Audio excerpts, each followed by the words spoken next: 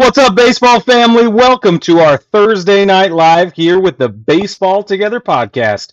I'm Brig. I got Brad here with me as well, and we have some stuff that we are very excited to talk about, as always. But before we do, we want to let you know about a couple of things. The first thing is, if you're not already subscribed to our channel on YouTube, now would be the time to do it, especially as we jump into the playoffs. The postseason begins days from now, mere days from now. And so, Brad, we want everybody to like and subscribe the podcast, like and subscribe to the podcast wherever you can. There needs to be a preposition in there. Sorry, Jim.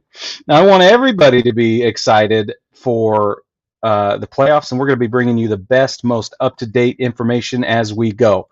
The next thing I want to remind you of is that I want to remind you of Zaka Life Organic Pain Relief Balm. You can use it to help with sore muscles, aching joints, and even migraines. I learned that this week, actually.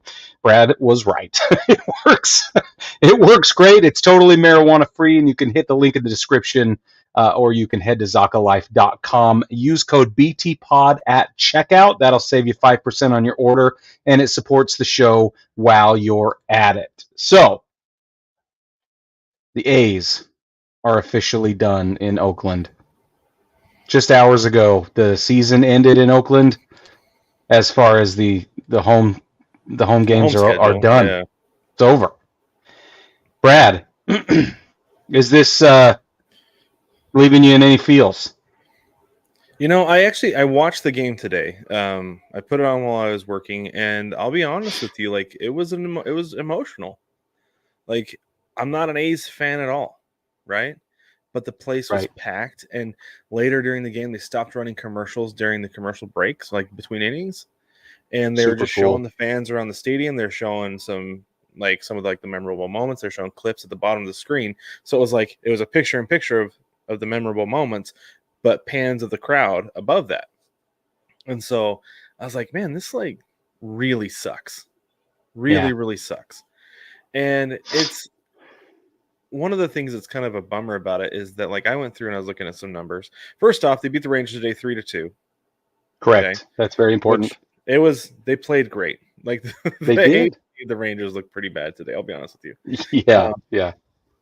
But during the time that they were in Oakland, they had an overall record of 4,613 wins and 4,384 losses. That's a win percentage of .513. Pretty good. Since 2005, Fisher took over, they've been 1,546 and 1,485. That's a .510 win percentage. As a Mariners fan, I would take that. Plus, what did we say the other day? 7 postseason appearances? Yeah. Yep. There have been some really lean years. I'll be the first one to admit to that, because I follow the A's as a division rival, right? Yep. But the number of times they've been to the playoffs, man, it's so crazy to think that they're just going to up and leave. Yeah, it makes my heart hurt. It had a little bit of the major league feel the last 2 years, where it's we're just not going to field a good team, so we have a reason to leave because people won't show up. It's but people show up when there's a reason to show up. Yeah, that's exactly right. And they've had ample reasons even this season. Talk about sparks of life with the young crowd, or the young core. I mean, Mason Miller, Brent Rooker, Yeah, that's what I was telling my wife. I was they've done a really good job timing the development of these players and bringing them up to they're all going to hit in Sacramento. Yeah, they're going to be a good team in Sacramento. Yeah, I think so too. They'll be a playoff team because the division's tough, but they're going to be competitive. That's for sure. Yeah, I was watching the post game. Was very interesting to me because if you'll remember, everybody was there were reports circulating that management had issued sort of an edict that everybody just get out. Yeah. As soon as the game was over. Well, they just plain didn't, and I think it was to their credit. They stood on the field, and Mark Kotze got out with the microphone, made a speech. All the fans stayed there, listened to it. I thought his speech was short and sweet. And it was, like I said, it was a little bit in defiance. But the coolest thing was when he said, he wants to finish his speech with, "Let's go Oakland." And a couple times during his speech, he emphasized Oakland. And I thought it was really nice. Well, one thing, so Mason Miller came in and closed out the game, and one thing he did, or what he did, is like when the game was over, the camera was right on him. He just Oakland Yeah. for Oakland. Thought that Yeah. was cool. He is emphasizing Oakland on his jersey. Yep. That's where they want to be. They don't want to play in a minor league park in Sacramento. No, nobody wants that. Figure it out. Anyway, Before we move on though, Brig. So they won today, right? 3-2 over the Rangers. Do you know how the very first game went at the Oakland Coliseum? Don't tell me it was 3-2 against the Rangers. No, that would have been pretty awesome. No, they lost 3-1 to the Orioles. Oh, okay. So they come in on they went out on a win. They went out on a win. Yep. Exactly. Yeah. Which good for them. Good for them. And like it sucks that they're in the AL West because I'm excited for what the future holds for the A's. They're going to be a good team. We got Rick Silva jumping in here saying Oakland. It's exactly how we feel, Rick. Exactly how we feel. It's a crying shame what's going on. Thanks for jumping in, Rick. Appreciate that. Good to see you. All right, let's move on because the Pirates, they decided to DFA Rowdy Tellez.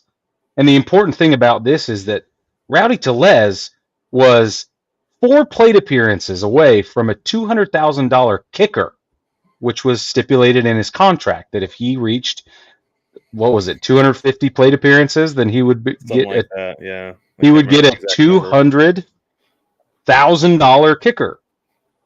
And they not just benched him, they didn't just set him down, they DFA'd him prior to. Got rid of him.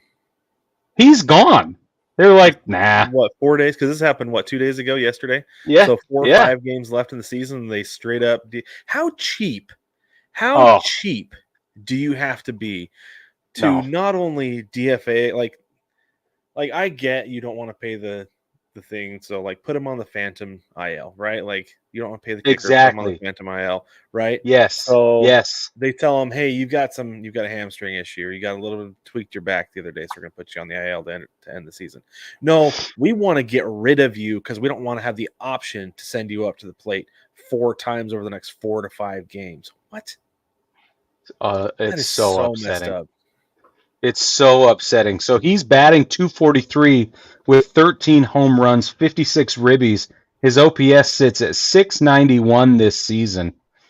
He's played in 131 games this season, so he's been their everyday first baseman. And that's the thing. Is that he's been there every day. Hasn't been great. Yeah. Like those are not great numbers for Rowdy Tellez because he should be better than that. He's a slugger. But you've had him there every day. Other than being cheap, why are you suddenly like, nah, we got to get rid of him. We got to cut the dead weight. There's no reason for this. Shame on Derek Shelton. Shame on Bob Nutting for doing this guy dirty like that. It's so messed up. Even if they came to us as a fan base, or they came to him and said, "Sorry, man, we got a hot shot first baseman coming up. We want to give him some." We want to give him some plate appearances and get him some looks. It's like, for what? 12 hours? Like for what? You want to give him 5 minutes of service time? Yeah, exactly. Yeah. It's absurd. I don't understand. You can try and justify it all you want, but I'm just going to shake my head because I can't understand why, other than being exceptionally petty and cheap, there's no reason for this. Yeah, it's the cheapness that gets me. And one of the things that's interesting is I was watching Brock and Salk the other day. I have them sometimes in the morning. I was listening to them. They're in Seattle and they're talking to Jeff Passan. And they're like, what's the move this offseason to get this team over the top? He's like, go for Juan Soto. And the first question was, can they afford him? And he goes, yes, of course they can. Everybody can afford Juan Soto. Everybody has this money. Don't let owners cry poor. They all have the money to afford a guy like Juan Soto because that's what they bring in. Their decision is whether they're going to spend it or they're going to pocket it. And most of them want to pocket it. That's exactly which is the problem. And this is the problem we have here is the team wanted to pocket that $200K instead of give it to a guy who's been there every day dealing with this team that you put around him and other guys on that field. And granted, like I said, not a great year for Rowdy. Probably may have been part of the reason that they weren't successful. But come on, you can't hang it on one guy. Oh no, I'm saying I said part of because he didn't have. Oh yeah. He's part of it. Collective. It's a Yeah, collective. of course, right? of course. So, but you don't let him get what he's earned by sticking it out, because he Nah. could have mailed it in weeks ago and been like, "Well, we're not in it. Trade me. I want to go to a contender. I'm a vet." So listen, the batting average leader is Reynolds, 275. Okay, Rowdy Tellez, what did we say? He's batting friggin' two. Hold on, I got it right here. 243. It's not. I mean, it's not So that the big a difference. 243 is not bad, and I would It's say not bad. pretty decent for Rowdy, because over the course of his career, he is a 234 career average. He has a 234 career average.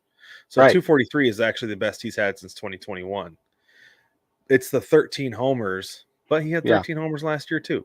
So it was because I'm thinking 2022 Rowdy Tellez, who had 35.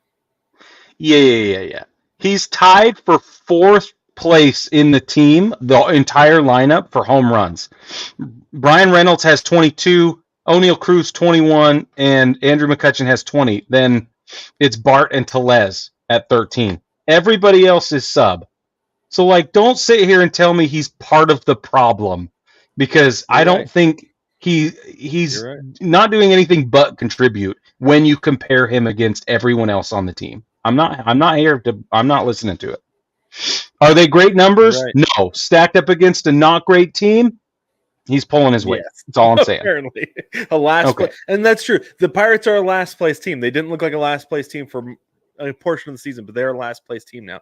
And having that on that team is pretty good. So you're right. Also, and for a portion of that time where they didn't look like a last place team, who was their everyday first baseman? Rowdy Tellez. I rest my case, Your Honor.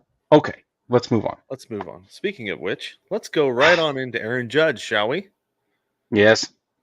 Things to watch over the weekend, Brig. Things that we're going to be paying attention to, in addition to series that we'll get to later. But there's some stuff that could go down this weekend, weekend of the season.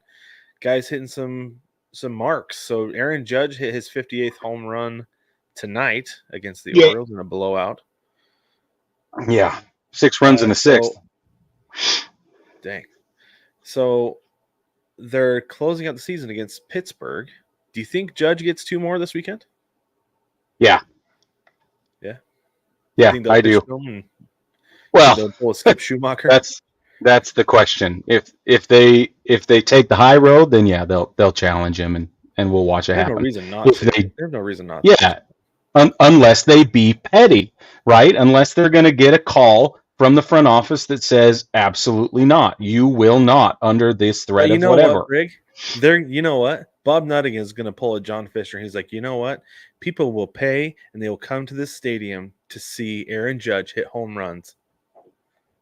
He's going to make them pitch to him. I'll bet you're right, actually. Good call. If they don't pitch to him Friday. They maybe pitch around him or walk him once or twice on Saturday. Who's going to be at the ballpark on Sunday? Freaking nobody. Yeah. They're going to pitch to Judge this weekend because that's you're right. Seats. You're right. And Soto. Yeah. And so they can pitch to all of them. When Skeen's next start, I wonder. You keep going. I'll look. Okay. So, I want to know, Brig. If they pitch to him, he's going to get to 60. That's only 2. That's easy. Okay. Here's one that I think is really interesting. Jose Ramirez has quietly been knocking on the door of 40-40. Very quiet. Okay. And I think it's only quiet because he's in Cleveland. If he was anywhere else in the country, he probably would not quite be so quiet. But I think that this goes on to show that J-Ram is one of the more underrated players in the league. That he finished 4th in the MVP voting in 2022, and I was kind of like, that's nice. No, he's legit. He's a legit pickle. He's the real deal. He's the real deal. Yeah, but this is a career. 40 will be a career high in home runs. He hit 39 in 2018. So he's been knocking them out for a while. But the one that shocks me is the 40 bags. Yeah, I can't believe the most that. he's ever stolen in his career before this was in 2018. He's still 34, and that he was a young pup at 25 years old. Well, he's 31 years old now, stealing 40 bags as a slugger third baseman. Nah. I am so here for it. Sorry, he's 32. He just turned 32. I am so here for it, and I love every last bit of it. Now, here's the thing, is Cleveland's baseball club is hosting the Astros this weekend. Yep. Do you think he gets it? Do you think he gets his 2 more bombs? 38 homers, 40 bags, needs 2 more. Do you think he gets it and gets into 44? Yeah. Yeah. Yeah, I think he'll get it. After watching Houston's bullpen the last 3 days Yes. against Seattle, yes, he's going to get it. He will definitely get it. Those middle relievers leave something to be desired in Houston. So this Paul next start is tomorrow. Friday. Okay, cool. Must see TV. So my other question with Jose Ramirez, though, Brig, is if he gets 40-40, where do you think that puts him in the MVP race? Because as it stands right now, I think he's top 3. I mean, yeah. Soto, or right there. But do you think maybe tied for 4th? Yeah. I think it keeps him in the top 3. I think Bobby Witt Jr. and Aaron Judge are so difficult to disagree with that maybe this is homerism getting in the way. I'd have to look at a full breakdown of their side-by-side statistics to see. He might be able to contest Bobby Witt Jr. I think he will. Yeah, he could. The thing that's hard is that Bobby Witt plays a premium defensive position. Bobby Witt Jr. has a 9.4 B WAR, and Jose Ramirez has a 6.5. Oh, yeah. Aaron Judge, what? He's over 10 already? He's got to be at 9 or 10. Yeah. 10.6. There you go. Yeah, I think it's going to be difficult to challenge Judge for that MVP slot, though I do think he slides right into, this cements him into the conversation irrevocably. I mean, he should have already been there. Like you said, it's been quiet, and it boo on us for not having talked about it either. Like, we'll own it. Yeah. It's just it's like slid under the radar. We kept saying like Cleveland's going to fall off. Cleveland's going to fall off. Guess what? It's going to happen tomorrow. Yeah, I said tomorrow. Tomorrow has not happened yet. It is tomorrow. They will fall off. And then they never did. They never have. No. Because in fact, Cleveland is right there with the Yankees for the number 1 seed in the American League. I know. Half a game back is all. I know. And if it weren't for tonight going the way it's going, it would have been freaky deaky for Yankees fans. Well, yeah. So after 2 in a row, full game. 2 in a row. We gave up 2 in a row to the Birds, like at home. I am not happy. I am upset. Yeah. Yep. It could go either way still, I feel like. I don't think the Yankees are going to lose to the Pirates, but it's going to come down to the wire, though. Speaking of what do you know? So let's move on to some of these wild card races, though, that we've been talking about, and seeding races. I mean, like we just talked about the Yankees and the Guardians. And actually, the Yankees hold the tiebreaker, so Cleveland would have to finish a game above to get that number 1 seed. Okay, let's start with the wild card first. The Mariners were officially eliminated from the playoffs today. That's like getting fired from your job on your day off. How are you going to get fired on your day off? Wow. But it happened. Well said. It happened. So the Twins. So it comes down to the Twins, who are currently, Brig, at this moment, 2.5 back of the Royals. Mm-hmm. And you know what? Last I saw, the Twins were losing. So they could end the day. Oh, they have runners on the corners, down 4-2 in the 7th. If that holds, then they will end up being 3 back after today, going into Friday then. So the Twins do have the tiebreaker over both the Tigers and the Royals, though. So what they have to do is pull level. Jeez. But that's wild. If this holds, that means they got to win out, and one of those teams has to lose out. That's wild. So, and so the Twins this weekend are going to be playing. I have it right here. Why can't I find it? They're playing the Orioles. Good luck. So I think we could almost say the Twins are eliminated. Well, because I don't. Yeah, because the Orioles we saw 2-3 days ago, I would have been no big deal. But the Orioles we saw yesterday and today, and the day before, I mean, like it against the Yankees this last couple of days. I'm like, I couldn't decide if the Yankees were playing poorly or if the Orioles were playing well. I was like, I don't know what's happening here. It's one or the other. I don't know which it is, and it's probably like half of both. Yeah, could be. But I just don't see the Twins sweeping the Orioles. I don't either. I mean, they lose one of those and they're done. Okay, and then you've got the Royals have the tiebreaker over the Tigers, which, I mean, really, once the Twins are eliminated, those two teams are in. No big deal. It just comes down to seeding. So right now, the Tigers and Royals are tied. So if it came down to it, the Tigers would have the tiebreaker, have the higher seed. And so that's your American League wild card. It just comes down to the Twins needing to win out to get in. Okay, and one of those teams to lose out. Okay, let's go over to the National League. Currently in the National League, you've got the Braves are on the outside looking in. They are one game back of both the Diamondbacks and the Mets. Yeah. The Padres have clinched, by the way. Yeah, they have. So a single game. This is going to get so crazy, Brig. Okay, first off, the Mets have the tiebreaker over the Diamondbacks. Okay, so if they tie, it comes down to those two having to get in, the Mets will get in. The Braves have the tiebreaker over the Mets and the Diamondbacks. So the Diamondbacks have no tiebreakers. They have to finish one game up over everybody to get in. Okay, but this is the thing that's bonkers. Get ready for this. The Mets and the Braves are playing a doubleheader on Monday. They are the only two games of the day. Tune in your television. In all of baseball. Watch this. Tune in your interwebs and watch this game. These two games, because be deciding who makes it to the playoffs and who goes home that night. They had two games postponed, the 25th and the 26th. That was yesterday and today. And they're going to make them both up on Monday. The first game starts at 1:10 Eastern. The next game will start a couple hours after the first game ends. TBD. I mean, this is like playoff baseball, like play-in games, but you get two of them instead of just two play-in games. Well, and I'll be there Sunday. Sunday night or Sunday in the day. Yeah. So I'll see the Royals play against the Braves the day before. That's going to be fascinating. Yeah. But I mean, that's the thing we have to remember is that both teams have to take care of business over the weekend to get to where those games actually matter, because it could end up being that. I mean, I wonder if, say that the Braves win the first game and it locks them in, if they even play the second game. You know? If that second game ends up being inconsequential, if they even play it. Because we've seen years where teams only play 161. Yeah.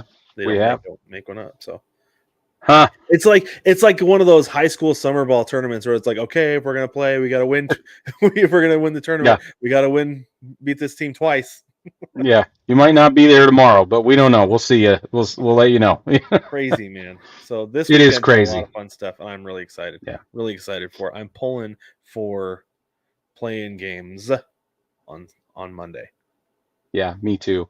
Last thing I wanted to say, Tigers, White Sox coming down to the wire last 3 games of the season, and the White Sox decided to push Garrett Crochet's start back a whole day so that he could face the Tigers in the final home game of the season, in one of the final games of the season, rather, against the Tigers. Awesome. Fascinating. Well, I love that. That's cool. I do too. For them. I think it's awesome. The White Sox are pushing off history, by the way. I think they ended up beating the Angels today, who looked They did. They won 7-0. 7-0. All 7 of those runs made the Angels look so bad. So the Angels have set a new franchise record for most losses in a season, and the White Sox have not hit 121 yet. Right, because they swept the Angels last 3 days. Crazy. And now they're going into tomorrow in Detroit. They'll be in Detroit for the last 3 games of the season, and Crochet got pushed back just to beat him off. Love it. Face him. Whoa, beat him back. Ha! Good one. With that, Thank you. baseball family, don't forget that you can support the show directly by heading to patreon.com and searching Baseball Together. You can also hit the link down in the description to go to Patreon and see our 5 tiers of support, and you can get more interesting things that Brig says because we get the bullpen cut, which is uncut. That's true. Usually that stuff is taken out, but it's in the bullpen cut, all of it, every last bit of it. You can get it by doing $1, $5, $10, $15, or a comically large $500 of monthly support to the show. There each has different benefits, but everybody gets the bullpen cut, which is lots of fun. Okay, real quick, national TV schedule, Brig. Let's get into this. Friday, your MLB TV free game of the day is the Orioles at the Twins at 8:10 p.m. You're going to want to watch it. Apple TV Plus is done. No more Apple TV games this season. And then ESPN Plus, ESPN Plus, if you will, has the Pirates at the Yankees at 7:05 p.m. All times are Eastern. Go watch and see if Judge gets his homers. Yeah, super duh. Come on now. Also, Saturday. I didn't realize that game's in New York. The Pirates don't care. They might not be pitching to him. Anyway, Skeens will pitch to him. That'll be tomorrow. That'll be great. Okay. Saturday. On Saturday, you can watch Texas in Anaheim playing the Angels. That'll be at 9:38 p.m. That's MLB TV's free game of the day. Nothing on FS1 because it's college football. Then you've got Fox. The Fox game, 7:15 p.m. depending on where you happen to be. You can watch Baltimore at Minnesota, or you can watch the New York Mets traveling to Milwaukee. ESPN Plus at 2:20 p.m. will feature Cincinnati Reds at Wrigley Friendly Confines playing the Cubbies. It's a good thing that that Rangers-Angels game is free because I don't think I'd be watching it anyway. You might not be able to pay me to watch that game. Anyway, Sunday, all games are going to start within a 15-minute window. By the way, I think this is cool. I love that this is how they end the season. They're going to start between 3:05 and 3:20 p.m. Eastern time. Your free game of the day on MLB TV is the Pirates at the Yankees, of course. That game is at 3:05 is when you get first pitch. And then ESPN Plus has the Orioles at the Twins at 3:10 p.m. There is no Sunday Night Baseball on ESPN because there are no games on Sunday night because they want everybody wrapped up. So, except for the Braves and Mets. Before we get out of here, real quick, our series to watch this weekend, which is brought to you by SeatGeek. If we were going to games this weekend, these are the games we would be going to. In fact, Brig is going to the game in Atlanta. Did you get tickets on SeatGeek? I did. Heck yeah, you did. So literally, that is where we get our tickets. You can too by heading to SeatGeek.com and using code BaseballTogether to save $20 on your first order. That's Baseball Together, one word, at SeatGeek.com to get your tickets to the biggest games this weekend, to watch your team clinch if that is what's going to be happening, and anytime other than that as well. College football, NFL, it's all here. It's all on SeatGeek, and SeatGeek is the official ticket marketplace of MLB. Okay, this weekend I'm going to be watching my Mariners play the A's. The Mariners I know are eliminated, but I got to soak up these last 3 games because I'm going to be missing Mariners baseball come December. Yep. So I will continue to watch. And I suggest you do that with your team as well because you'll probably miss your team come December, January as well. So watch your team even if they're eliminated. No doubt. I am going to be paying close attention to Atlanta, to the Royals at the Braves. I'm going to be paying close attention to the Padres at the Diamondbacks because I really want the Diamondbacks to make the playoffs again. And also, who are the Mets playing? The Mets. Why can't I find the Mets? Milwaukee. Oh, Milwaukee. I'm going to be watching that one because I want meaningful games, both games on Monday. Yeah, me too. Yep. I'm going to be watching the Yankees play the Pirates, obviously, especially when, Skeens pitches one of the next couple of days. I'm also going to watch Kansas City, Atlanta. Super dull. I'll be there, so that's no big deal. That'll be Sunday. I think that Baltimore, Minnesota is worth watching for me as well. And then the San Diego, Arizona series is also interesting for a number of reasons. So I'll be watching that, scoreboard watching if nothing else. Baseball family, don't forget that if you are hunting for a team to watch because your team has been eliminated from the playoffs, our last episode was team shopping, where we brought you some unhinged and also sometimes very justifiable reasons for who you should be watching this postseason. Mostly unhinged. if your team. Brad was like, they have the same colors a couple of times. It was so. I was like, yes, they're all birds. Yep. It was fabulous. Anyway, baseball family, don't forget, like I said earlier, to subscribe on YouTube and follow us on all the socials because we're all there and we're very happy to be. And we'll be bringing you playoff baseball. We're doing our playoff primer Tuesday. That's Tuesday's episode. So we'll give you full breakdowns on all the junk you want to know going into the playoffs. Thanks for joining us.